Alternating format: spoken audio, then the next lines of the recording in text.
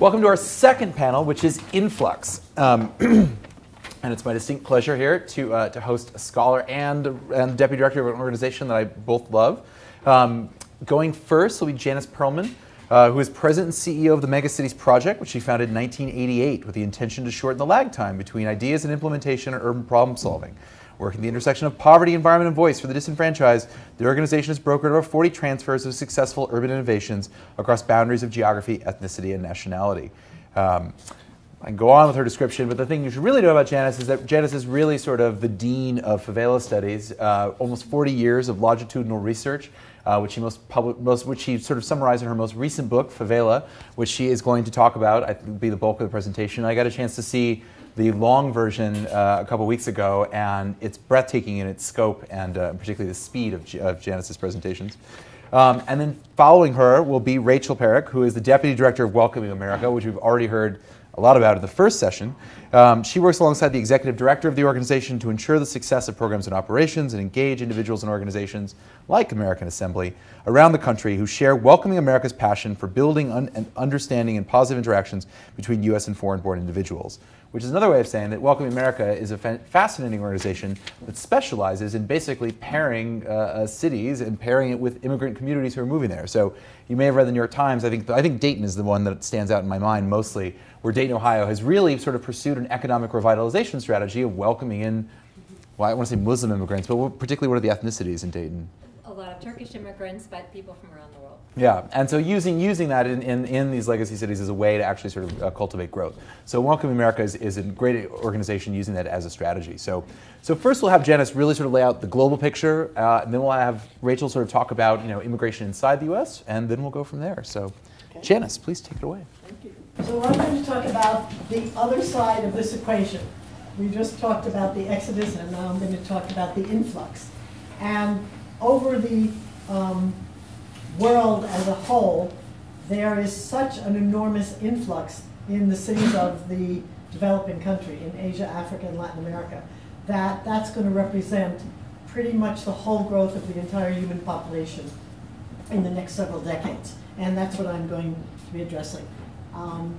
So here is the situation, which is the opposite of the legacy cities. There are more people and city in places like Rio de Janeiro. This is Rocinha, a very dense settlement, but not denser than the other ones, called favelas, which are squatter settlements.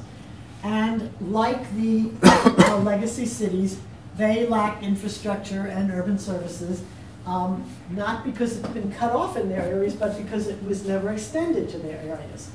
And so this is some of the ways they link into the electricity system, some of the ways they link into getting water, and their sewage systems are basically draining right in open canals into the city's water supply. So it's, as you say, it would be less expensive for the city's overall health to improve their infrastructure and link them up than to try to rehabilitate the water in Guanabara Bay after it's been polluted.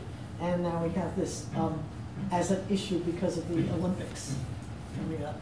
So as I was saying, virtually all the population growth in this next several decades will be in the cities of these global south and will be concentrated in slums. So rural-urban migration is swelling cities by about 1.4 million people a week. So it's like a new Milan added to those cities every week. And we need about 100,000 housing units a day to accommodate them. So incoming migrants cannot afford to rent or buy in the formal housing market, and therefore their houses are self-built on vacant land. And this is only one of the styles of self-building on vacant land, but they're always on land that no one else wanted because they're either in a swamp, in a floodplain, on a steep hill, out on stilts in the middle of the water's edge, or in a very toxic area. And so these people are often cleaning up and remediating their own environments. So right today, 1 billion people live in informal settlements. That is off the grid of city services, not recognized, often not on maps. So we got some Google Maps. And without the urban social services or the urban physical services, it's going to go to 2 billion very shortly by 2030, and by 2050, 3 billion, when it'll represent 1 in every 3 people on the planet. So to write off as garbage 1 of every 3 human beings on the planet, to write off the chance that their intellect would be part of the problem solving, to write off the fact that their consuming power, their production power, and their citizenship power might change the way cities and these nations work, is a tremendous loss. And if they are perceived, as they are now, as garbage or waste or some lower category of human being, they're never going to be able to have the education, the opportunities to fulfill the promise. And we can't manage that way. The value of the informal economy that they work in, and I'm sorry that this is coming in like this because I have no control of getting it off my computer this way. But there are 1.8 billion people working in the informal economy. That is the unregulated, not the illegal economy. So of non-agricultural jobs, 65% of people are working in these, and the profits are 10 trillion, 1/8 of the world economy. So as a country, this would be the 2nd largest economy in the world. And this also is not recognized, and in fact is looked down upon. So we were just talking about density, and one of the interesting things about these settlements that are self-built that came up in the earlier discussion is that they're places where zoning didn't reach. So they have on the one side, they can have buildings that aren't regulated by the occupational health and safety codes, that aren't, don't have standard thickness of walls or size of windows. On the other hand, they are built by the people who are building the formal city. So they're built by the carpenters and the bricklayers and the electricians and the plumbers who are building all these things, and they know darn well how to build. And second of all, as their families increase, they build on top and on top and on top of their houses. So they can increase in the same plot of land for 2 or 3 generations, and many of them who have the finances to move outside will not do that because they might be able to rent or buy a plot for one family, but all their extended family, they won't be near them. And their whole life support is that these people are socially and mutually supportive to each other all the time. The social capital is very dense, and there's a huge kind of coping mechanism for crises. If somebody is sick in some family, all the family around will be feeding that family and bringing things. So the density of this favela per square kilometer is 67,000, which is, compared to New York City, is 26,000. What were they saying before the density? What were you saying the density was of?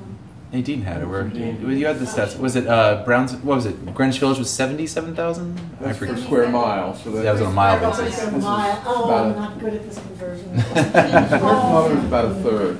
About a third of a square mile. So this favela density is much denser, and yet it's much less alienating than those high-rise apartment buildings that are now behind gated walls, and people don't talk to anyone in the elevator, nonetheless go out on the street, heaven forbid, without unlocking a gate and locking it themselves back in. So I would say this is an iconic photograph. This is in Sao Paulo, but to me, bridging this divide between the super haves and the super have-nots is the key challenge of our time. And I think if we can move towards this, in the influx and the exodus cities, we will have really risen to the occasion of what we as urbanists and activists and organizers and scholars can do. And if we don't, we are really falling down on the job, because this is our mandate. And what we've been hearing up to now in the presentations on the legacy cities is all place-based policies. We've been, in the developing world, it would be slum upgrading, but here it's picking a neighborhood, maybe doing a triage, picking a neighborhood between the ones that are already totally dead and gone and those that are thriving, and saying here's a neighborhood where a limited amount of investment could make a huge amount of difference at a tipping point. So in most of the developing countries, there are 18 national programs now being supported by the UN Habitat and the World Bank and other agencies.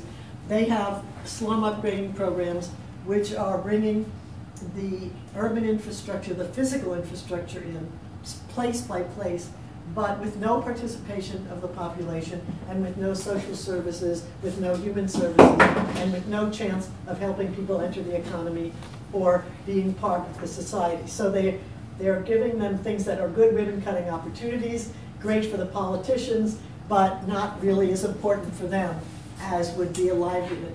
And most of these programs have the plan to include monitoring, evaluation, setting baseline data, having participation, but as they always start late, and they're always behind budget, and they're always behind time, they cut that out, they put in the things, or more conveniently, they bulldoze down the settlements and move them to public housing, because that's even cheaper than retrofitting infrastructure.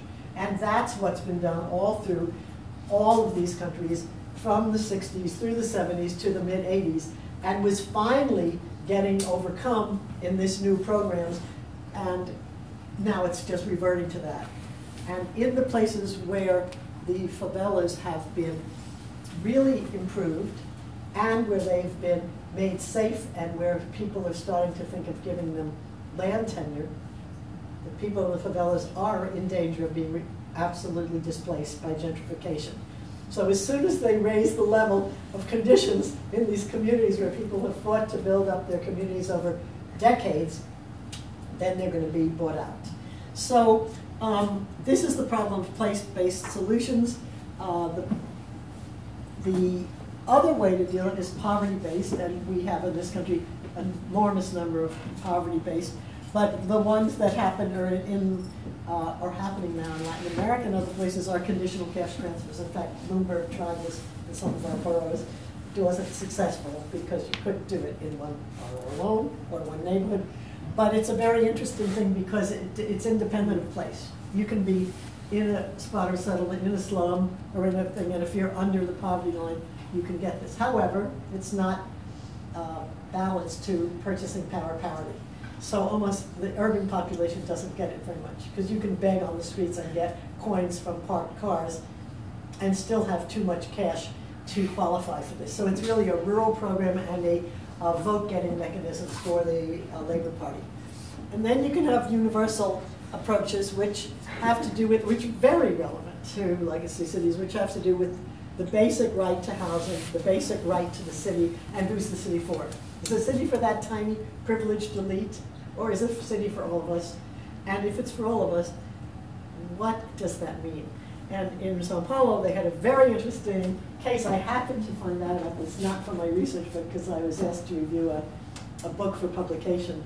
And it was squatters who went into abandoned buildings in the center of Sao Paulo, and abandoned apartment buildings, and started living there, because it was such a far commute to where they were squatting. It was 2.5 hours each way to their jobs.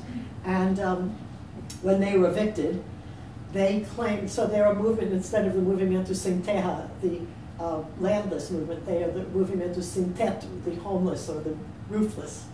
They took the Brazilian Constitution of 1988, which has the statute of the city, and said, we have the right to the city, and for us this means the right to access to the center. And they won. They won in the courts. So they could not be expelled. That's very exciting to me.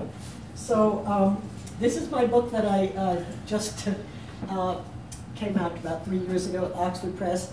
This was a deep dive. I started when I was a PhD student in '69, and I went back in '99 and re-interviewed as many as were surviving of the original 750 people.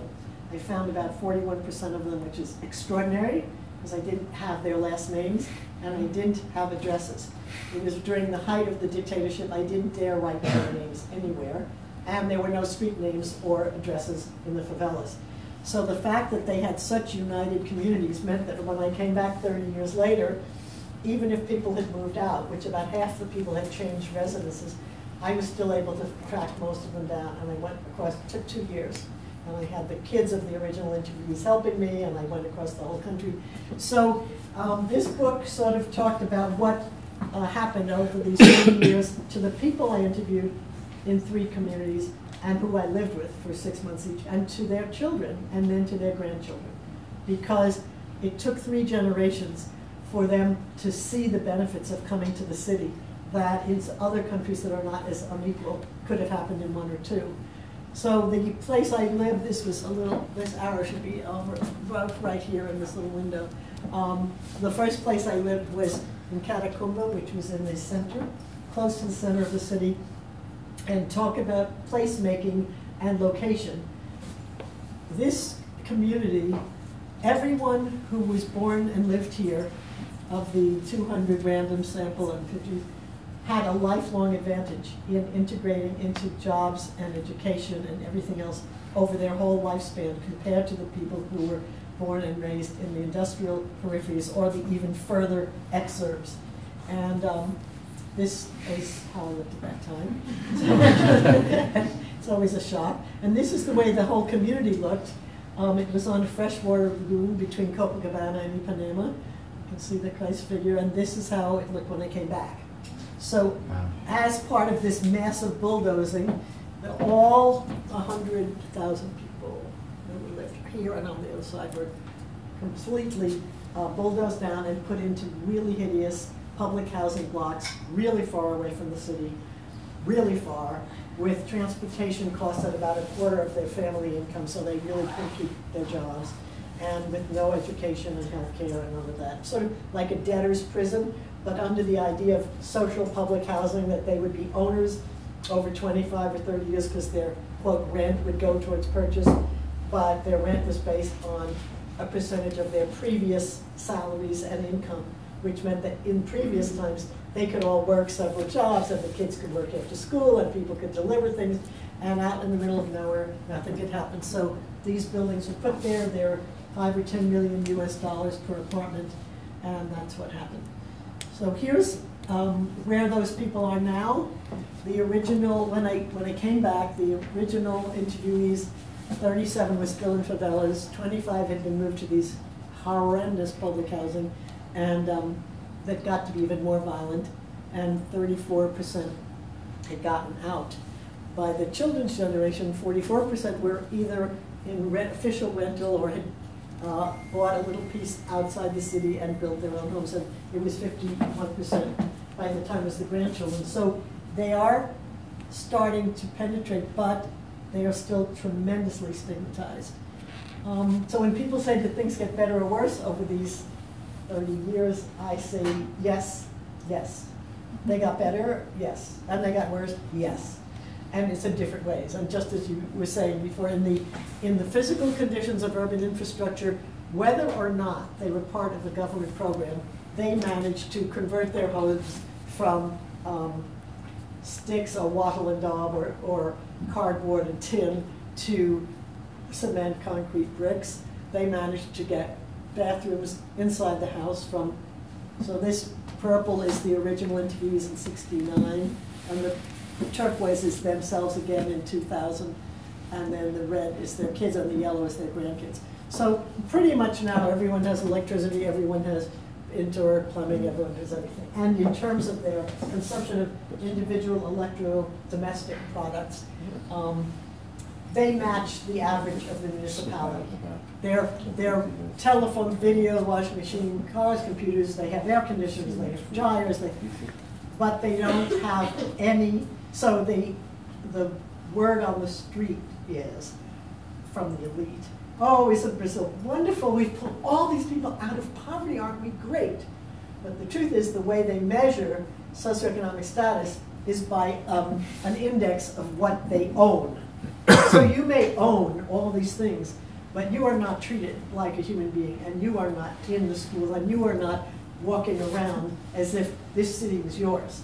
you're working around as you're a second-class citizen, and the police treat you the same way. So I don't buy this thing about pulling all these people into the middle class. And basically, the other good news is the incredible increase in schooling. They eliminated illiteracy by the grandchildren's generation. 11% are in universities, 25% have finished high school. But the level of bar of what you have to do to get in any job has also risen much faster than they could improve their education. So when I was there the first time, parents would say to their kids, you better study, because if you don't study and do your homework, you're going to become a garbage collector. And when they came back, there was an opening for garbage collectors for the city. There were like 300 openings and 30,000 people applied, and you had to have a high school completed education to even apply to be a garbage collector. So the structural entry points for the jobs that used to be considered zero are now going up faster than they can get into the job market. And their basic, this is number of years of schooling, and this is income. So for every year they stay in school, the red is people in favelas, and the blue is people in the city altogether, and people in the city non-favelas. It's almost the same. So in terms of up to 3 years, you're about the same whether you're in a favela or not in terms of your expected income over your life. But every year you stay in school, the gap gets bigger. So the stigma of being in that place and the quality of schools and the opportunity structure around you means that it's very discouraging to stay in school. And this is fed into by the fact that there's been terrible police violence against people in the favelas, mostly on the basis of supposedly coming in to get rid of drug gangs, but actually killing randomly anyone who lived there who happened to be in the way. They have a saying, shoot first, ask questions later. So it's been a fifth of everyone that I interviewed had a family member killed. And the state, in its great effort to take back control of the territories of the favelas, has increased this violence by setting up these units of pacifying police, which are even more violent than the drug dealers that they've replaced. So residence in a favela continues to be the strongest basis of stigma, as does residence in a housing project or poor neighborhood here, and it even trumps skin color. And that means that the social capital, like community unity, has gone down. It's gone down dramatically. During the dictatorship, 60% of the people in these communities said they felt that they were very united with their neighbors, and there's a whole bunch of other questions, and that went down to 5 or 10% in recent years, while the blacks' unity went up. So in order to do something about this, and I just have a handful of slides about this, we created something in 1988 called the Megacities Project. We're here this week from young people from all over the world who are doing things with youth and for youth in terms of making cities youth-friendly and youth participatory. And well, I guess you know Nick was part of this meeting at the beginning of the weekend. We have 2 members here from Youthful Cities who are participating in this, and they're doing an extremely interesting job, and I hope that you'll stand up and tell a little what you're doing. This is Sonia and me. But so the basic idea is doing what you just said, taking local initiatives that can be disseminated and spotlighted by an intermediary and trying to push for urban reform in a way that's supportive of local initiatives and community-based knowledge and community-based expertise, and try to legitimate grassroots innovations and initiatives and strengthen them so they can be replicated. And the idea is to do this with the young people who are building the cities of the next generation. So we're calling it Mega Cities, Mega Changes, or MC squared, or energy, and it's taking advantage of this youth bulge, which we have the biggest percentage of our population in the world right now are youth. And they are all digitally connected, most of them 85%, and still they're not having their voices heard. So here are the mega citizens of the future showing their ability to get ready to fight the good fight. Thank you very much. Thank you, Jen.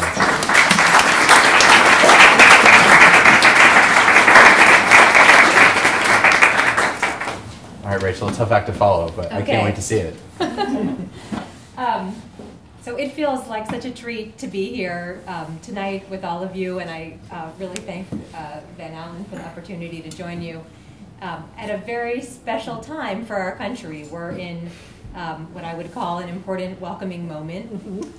And immigration tends to get framed as being a national policy issue. It is.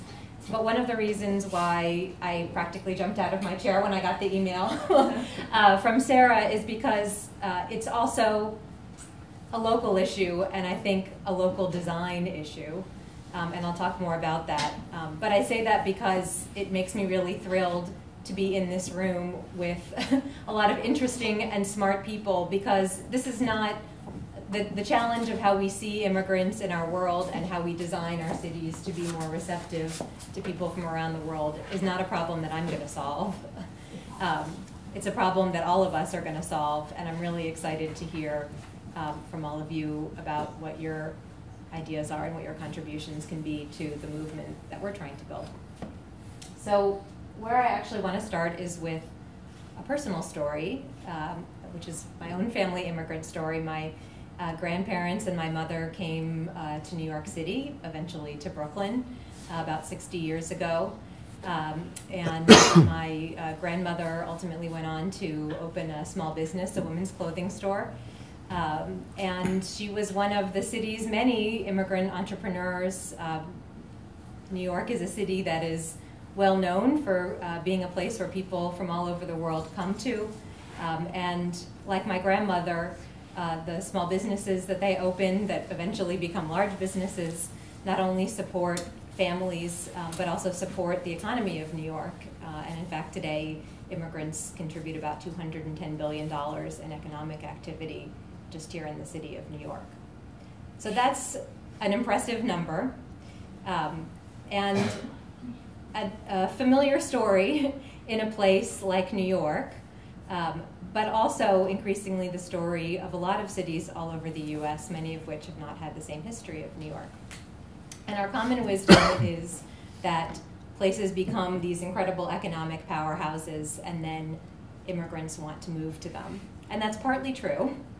But what's also true is that cities that intentionally design themselves to be open and inclusive and welcoming places then become economically successful.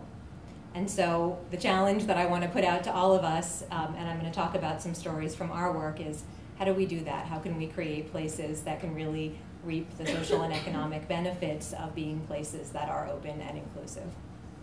So the story that I want to begin with is the story of Nashville, and I'll explain what this means in a minute. And it's actually really amazing to be sharing the story of Nashville with you today, because incredibly, the president was actually in Nashville today sharing this very story, and our executive director was there with him. So it's pretty amazing. And the story of Nashville is this. Our director, whose name is David, had moved to Tennessee about 10 years ago and had started an organization there called TURC, the Tennessee Immigrant and Refugee Rights Coalition, and they were working really hard to try to help immigrants that had moved to Tennessee to protect their rights, to help them access services, but they were doing that in a really, really tough climate. There was terrible legislation, anti-immigrant legislation being introduced in the State House. There were mosques that were being burned down. The international companies that were moving to Tennessee, their employees were getting dirty looks in the streets. Their kids were getting bullied in school. It was a terrible place to be an immigrant in cities like Nashville and in smaller towns like Shelbyville, Tennessee. And what at some point they realized was that Tennessee, like a lot of other places in the country, had changed demographically and had changed really fast over a very short period of time. But nobody was explaining that change to the community in Nashville, except for maybe some talk show radio hosts. So they launched an initiative called Welcoming Tennessee that had a really simple mission, which was to reach out to everyday Tennesseans and talk to them about the changing face of their community. And they did that in a bunch of different ways. They started by getting together leaders in the community who cared about making their community a more welcoming place. They started communicating a different message about immigrants, that immigrants were an asset to the community. And they started bringing people together over simple things, potluck dinners, just simple conversations in the community, because what they found was, for the most part, people didn't know each other. People didn't cross those lines. I think the image of the favela facing the big building is exactly it. And it ended up being really successful in shifting the climate there, and led to a number of different things that are now going on in the city of Nashville that the local government there has really embraced. So the city of Nashville is just now opening up an Office of New Americans to support the immigrant community. They have programs like the My City Academy, which brings in all kinds of people from the community to learn about city government and get more civically engaged. They're working with their libraries to help people get citizenship. They're working in the schools to find ambassadors that can help parents navigate the system. And, oops, actually, can we go back one slide? Sorry, Sarah. Just the spoiler alert was already given there, but that's okay. And what they realized was actually a pretty simple thing. And we use this analogy of a seed in the soil. So if a new person, an immigrant coming into a new community, is like a seed being planted in the soil, typically our approach in this country has been to focus a lot of attention on the seed. How do we help immigrants adapt? How do we water the seed with English classes and job training? And all of those kinds of things are really important. But if we don't also pay attention to the soil around the seed, which is the broader community, and making sure that the broader community is adapting as it's going through demographic change, then it's really hard for immigrants to be successful. It's also really hard for a community to be successful. Another lesson of Nashville, in the next slide, was an interesting thing that happened, which was Nashville made this very deliberate turn toward being a welcoming community, and this is part of what the president talked about today. By 2012, Nashville was leading the country in job growth. GQ magazine was calling it Nowville. New York Times was talking about how it was, all these young people moving there, immigrants. It was really being celebrated that this was this welcoming place. Next slide. And up to the mayor, we're saying things like, when immigrants pick your city, that is a great honor. Totally different view of the resilience and strength that immigrants bring to communities, and how that is a plus for a city like Nashville. So that Nashville kind of sparked a movement, and we work with communities all over the country that are somewhere along the trajectory that Nashville has taken. Many of them are still struggling with a lot of the challenges that Nashville faced early on in its days. Some of them are further ahead. But the next city that I want to talk about, which was brought up earlier, is the city of Dayton. We can go to the next slide. So Dayton is an interesting story. Dayton is a post-industrial Rust Belt city. It had a declining economy, declining population. And in about 2010, a respected city leader named Tom Walrob was seeing that his community was challenged economically, and he was also seeing some pretty nasty things going on in the community in terms of how immigrants were being treated. So he brought about 100 people together from the community through a planning process, and he asked them a pretty simple question, which was, what would our community look like if it was a more welcoming one? And people brought their ideas, and they turned that into a plan called the Welcome Dayton Plan in 2011. And it was really a plan to position the city as one of the most immigrant-friendly in the region, if not the country, and included a range of things from municipal ID cards to soccer games, bringing people together, to arts and culture events, all sorts of different things across the community, across government, business, nonprofits, really a plan that involved everybody in the community.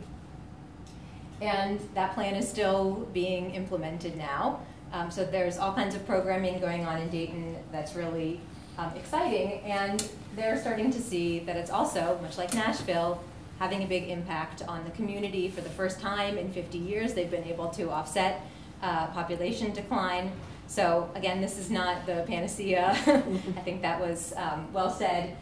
But it did, in the case of Dayton, make a difference when new immigrants were coming in and buying up housing that had been deteriorating and abandoned. It did make a big difference when new people were coming in and opening up shops in places that had previously been abandoned. And it did make a difference when people were coming to Dayton, people who had been in Dayton for a long time suddenly felt valued and appreciated. And those people got on the phone and they called their friends and family and they said, come here, there's something special happening. So that's the story of Dayton.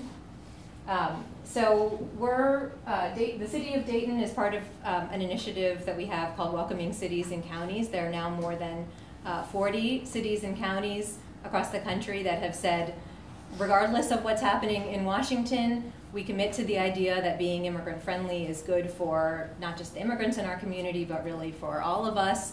And we're going to do all we can to push forward with not just policies, but really culture change efforts like arts and culture work, like soccer games, efforts that bring people together to really change the way that people are able to get along in communities. And those cities include big cities like New York City, LA, Chicago, places that have been traditional destinations for immigrants, but they also include smaller, more conservative places, Dodge City, Kansas, Boise, Idaho. There's great work happening in Atlanta, Georgia, which is a city that has long called itself the city that's too busy to hate. And the reason Atlanta called itself that was because during the Civil Rights Movement, it recognized that it was not going to move forward economically by being a city that was, like Birmingham at the time, and it went on to open a big airport and really develop economically. Although there are still many challenges around race in Atlanta and all over the country, it's really clear that if you don't create a community that is inclusive to everyone, it's very hard to get ahead. So not just the morally right thing to do, but also the economically pragmatic thing to do. So just very quickly, I want to come back to why design. If we can go to the next slide. So this is our welcoming framework. The idea that we work with communities on is bring together people in the community from across sectors, create a plan. It's not just about one service or one program, but really about thinking holistically in a community about all of the different touch points whether it's in schools, whether it's about making sure that people are able to access city services, whether it's about making sure that everyone in the community is civically engaged. How can we redesign all of these things so that they are accessible to people regardless of what language they speak, what they look like, what religion they practice, etc. We help people in communities come together, begin to think about if we were smart about demographic change and we didn't just sort of knee-jerk react to it, but we're actually thoughtful and planned for it, whether it's about to happen in our communities or whether it's been happening, here's all the ways that we can redesign ourselves to be more inclusive and more welcoming. Last slide. So this is a quote that I really like from Richard Florida. There's a ton of data coming out now that just reinforces all of these economic messages, but Richard Florida is one of the first people that were talking about this idea, and it's very simple. Nations that are more accepting of and better at integrating new immigrants have a higher level of economic growth and development, and it's that simple. Thank you, Rachel. No, that's wonderful. All right. The question, which I think Rachel really got at the very end of her talk, and which I wanted to allude to earlier about the definition of a crisis, right? We have the legacy cities like Dayton, and we have this massive urban influx. And so my opening question for the two of you is from a policy perspective, how would you go about putting the two together? I mean, you mentioned nations in your quote there by Florida. The United States as a nation is deeply, deeply dysfunctional on immigration, to say the least, even though we have communities like Dayton that are welcoming to it. So, there's been discussions like the governor of Michigan, Rick Snyder, has called for state-based visas. He wants 50,000 visas to do as he wishes, mostly for high-skilled immigrants, which has its ups and downs as a policy. But should immigration devolve to the cities, I guess, is a question for you. And then my question for you, Janice, is talking about the right to the city, which is this great phrase by Henri Lefebvre and in the Brazilian Constitution. How do we go about actually implementing a right to the city? Should that be enshrined in our Constitution as the United States? And how do we go about those policies? I guess does that become a right to housing and other things? So I guess Rachel, if you could go first. So I guess one thing to share, we worked on a report a few years ago with the Center for American Progress called All Immigration is Local.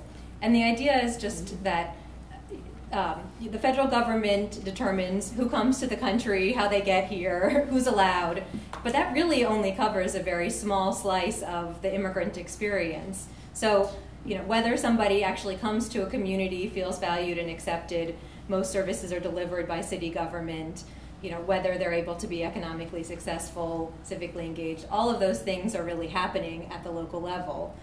And so clearly the federal government has to deal with immigration reform, and there's no question about that. But what cities can do, and really have to do if they want to compete in a global economy and attract people from all around the world, they have to be smart about how they implement policies that really have a meaningful impact on the lives of immigrants. And I really just want to thank the Legacy Cities Project because I think the more that cities in the U.S. are really thinking about this issue and thinking about the role they can play and using this strategy as part of their economic development toolbox, I think the less it will be such a controversial and intractable issue, and the more that it will be, I think, actually empowering to communities to realize that, yes, there's actually something that we can be doing around this issue on many levels. But would you do it, if you had a magic wand so we could avoid Congress in this case, would you want to do it at the sort of city or metro level? Canada, for example, they have the provincial-based system where the provinces can basically say, we want truck drivers, this year, and we want, which in case of Alberta, they do want truck drivers for the oil fields. And so, should it be devolved to the states? Is that reasonable? Or should we set aside counties, maybe the county level? I don't know. Have you looked at this in terms of policy implementation? I think the ideal probably is, one of the things that was not sort of announced as part of the president's executive action was a memo that the White House put out on basically having to do with immigrant integration. Mm-hmm. And what that memo talks about is how there needs to be a federal, state, and local coordination happening, because clearly all three levels of government have an important role to play. And I think actually, in the Canadian model, that's a strength, I would say, of the Canadian model, is that there's coordination happening. As to who should be regulating visas, I'm not going to go there tonight. Well, I would say coordinating government in the United States makes me want to laugh bitterly, but I won't. That's right. That is why cities are not waiting. Yes. But Janice, your thoughts? The larger sense of the right to the city, and particularly as practiced in Sao Paulo. Well, first I want to say I really appreciate your comments on what you're doing. I think it's absolutely fabulous. And I think it's part of the recognition that difference does not necessarily mean inferior, and that there is an enormous benefit to be gleaned by embracing difference and diversity, and more data is coming in about this in the U.S. and all over the world, and that's a common theme. In China, for example, they have just now, since the Cultural Revolution, they have not allowed anyone to migrate freely into the city. You have to have a certificate, a residence certificate, and it goes to not even where you were born, if you happen to be born in the city, but where your parents and grandparents were born. And if you come to the city without that, you can't have your kids in public school. You can rent something and use your money, but you can't use any city services. You can't get health care, you can't get your kids in school, you can't do anything of that. And they finally realized, I was just at a meeting in Lima with the Chinese Academy of Social Sciences and the Inter-American Development Bank. And the Chinese finally caught on that it's an asset to have these people coming to see, and they're starting to relax that regulation, especially in the second and third tier cities first, but then it's coming up.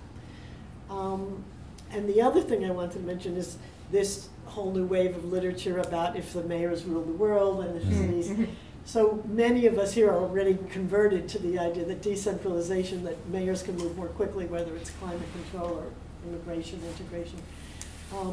And I've always been a proponent of going below the mayoral level to the neighborhood and district level, and as many decisions that can be made locally as possible. And that includes the participatory budgeting experiences that started in Brazil. We're about to go site visit them Thursday here in New York, which come out of the proof over and over again, the proof that with the same amount of financial resources, if you let the local community determine the needs and how it's spent, you can get 6 to 7 times more value, dollar per dollar. And it was mentioned in the earlier panel that you can also get multiple times more if you start dealing with the causes of the problem instead of trying to fix it up later. So the right to the city really is a very powerful concept to me. I was very sad to be a delegate, a member of the delegation, an NGO member of the US government delegation to Habitat 2 in Istanbul in '96, when the right to housing was brought up, and almost all the nations there were willing to sign on to the human basic right to housing. And the US delegation turned it down because the lawyers for the US insisted that it would mean that the government had to buy a house or spend money to build a house for every single person that didn't have a house, and then people would claim they didn't have a house because it wasn't a better house, and then people who just got married would claim there was another house. They made up so many excuses to deny the basic discussion, which was all the nations in the world were represented there, and talking that it wasn't just a right to freedom of speech, freedom of press, freedom of religion, but there was a basic right to freedom of livelihood and freedom of housing and freedom of dignity, and our country could not extend itself. And that is an ongoing disappointment. I don't know how they'll be at Habitat 3, but I will say that the right to the city is a kind of thrilling concept because it's what people are looking for. You can see that the cities all over the world are what's growing because that's where things are happening. And young people, who I think are the most important change makers coming along the pike, and there are about 1 billion young people right now, most of them are wanting to go to the cities. They're not wanting to stay in their communities in the dead end. Young women are coming to be anonymous and not be determined by their parents' and uncles' view of them. And young people are coming for opportunities. So to me, the right to the city is really the right to open-ended opportunities and the unknown and having more choices. And so I'd say, to me, that is an absolute fundamental, and it's exactly in what you were saying in the panel earlier this evening. Great. All right, we still have time for a few questions, if there's any questions from the audience. I saw the hand here first. Please go ahead.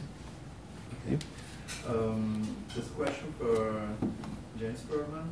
Says, I happen to be some kind of a wannabe historian, a PhD student who are working on the, actually I'm working on the concept of habitat now, and I'm working on Habitat 1, which is the Vancouver 97. I was there. Yeah. You're like the Zelig of urban conferences. I was there. I had just published my first book, The Myth of Marginality, that year. Oh, and my question is about, I mean, I can just be studying that conference for pretty much obvious reason. What comes out what I'm studying is I could feel in everything that was written concerning that conference was some kind of a drive for a quality, I would say, or maybe a right to quality of experience inhabited. And then you just mentioned Habitat 2 conference, and it sounds like we are back to the right of housing, I mean, to the box where to put a human being. What I would like to ask is, where has this kind of drive for quality gone all through this process? Well, first of all, I want to say that these cycles always repeat themselves. We're waiting to see what's going to be in Habitat 3, but I doubt that it'll be very different, because everything that comes out of a UN process is watered down to the lowest common denominator to be accepted. I mean, they tried to have a Sustainable Cities Initiative, I heard it, that was digged out of the 17 initiatives. Just want to interject for a moment for those who do not know, the Habitat conferences are once in a generation UN conferences Once every on 20 years. on sort of laying out urban principles, the Kyoto protocols of urbanism, you could say, in sort of a facile sense. But 2016 is Habitat 3, the next big one. So my research, the conclusions of my research is that everything is based on two things: jobs, livelihoods, work, whether it's formal or informal sector. So the ability of someone to earn their living, and dignity, human dignity. So if someone can be part of the economy and earn their living, they can take care of their house, they can take care of their urban services, and they don't need a box. So actually, they need to be able to use their talents and their energy and to earn a decent living so that they can provide what they need for their families. And that is one of the things that's very difficult to cut a ribbon on. It's much easier to build a little set of boxes and say, oh, this is our new Minha Casa Minha Vida housing project, and then cut a ribbon, than it is to prepare people to enter a job market where jobs are very difficult. And whether it's in Detroit or in Rio, it's there's deindustrialization, and there's robotization, and there's mechanization, and there are many, and there's globalization, and there are many factors. The other thing is, to me, it's the human dignity. It's feeling like every person can have the right to personhood and to not be invisible. And that goes back to the Invisible Man, which was even before Habitat 1 in Vancouver. So I don't think these issues go away, and I don't think they are going to go away. But I think the exciting thing is to make progress towards that. And I think that mobilization, I mean, people like you who care about this, you're not in the majority. In this country, most of the people, as you can see by our representative system, are anti-urban. We have a system where you can't even have an urban caucus in the US Senate or Congress, because they knew that they will be defeated, because most people in the representative system represent rural or suburban areas. And when the Carter administration, I worked on the National Urban Policy for Neighborhoods, and he had a year process of all the different interdepartmental divisions to come up with a national urban policy. Each person did a different part, each interdepartmental team, and at the end, they weren't even allowed to call it National Urban Policy. They had to change the name to A Policy for America's Communities. They couldn't even keep the word urban. So to say the right to the city, I mean, for us, it's a huge battle. And other countries honor their cities, treasure their cities, adore their cities. But in this country, it's a battle. America. One last question. Well, one last question from the audience, and I have a final summary question. So you had a question. Does anyone else have a question? Has you ever asked one before? Please go ahead then. Yeah. The right to the city, from my point of view, changes the idea of the city, right? What is a city, according to your opinion? I mean, the right to the city is like everyone from the favela should be to the city, or is it the favela the city or not? Well, can I reframe that slightly? Because this goes back to the discussions about place-based strategies earlier. Is the city a collection of buildings and infrastructure in a geographical area, or is it people? Is it the people who occupy this community? Is it people who welcome this community? Well, how should we define the city in this regard? Because that strikes me as a bridging question between this. Is it a place, or is it the people in that place, or something else? The interplay. I'll be interested in yours, and then I can. Well, I think it's the people in the place. And I think that as you see the people and the population morph over time and transition in this composition. I'm also a grandchild of immigrants. My 4 grandparents came from Romania, Kiev, and Poland in the 1904-1905 period, and came to New York and met in New York and married, and my parents were born here, and so I'm the next generation. And I think that if you look at the history of innovation and social change, it often comes from marginalized communities that are in transition. They've left the culture that defined their ancestors and how to think. They've not totally been embraced by the culture they moved into, although they might assimilate the outer accoutrements. And so they can see things in multiple dimensions and from multiple perspectives, and then sometimes innovative leaps are happening from that little free zone. So to me, the worst kind of city would be a homogeneous city. The worst kind of place would be a place without deviant areas, without a parts of the city where the rules don't apply, where people can be free to be creative and to produce things that the people living in the boxes and going to their offices cannot think of because they're in a different mindset. So I married a poet, so that just proves that I'm in a different mindset. And if I went to Rio and there were no favelas there, I would not love Rio. The Rio that I love is the Rio with this other side, and that's why so much life has come out of these. So with this whole campaign internationally that is being funded at huge cost called Cities Without Slums, I'm against it. I am against cities. I'm for cities without inequality, for cities without poverty, but not cities without a deviant area where people can express themselves and go beyond. Rachel, last word. And I think if the core of that expression is about dignity, then the question becomes, how do we see each other with dignity? And I think unless we intentionally create spaces and places that allow people to interact and know each other and be in community with each other, then it's impossible for me to get from you as the other to we as the community. And that's the challenge ahead of us. Exactly. So we agree? Let's do it. All right. A round of applause for our panel. Thank you all so much, ladies.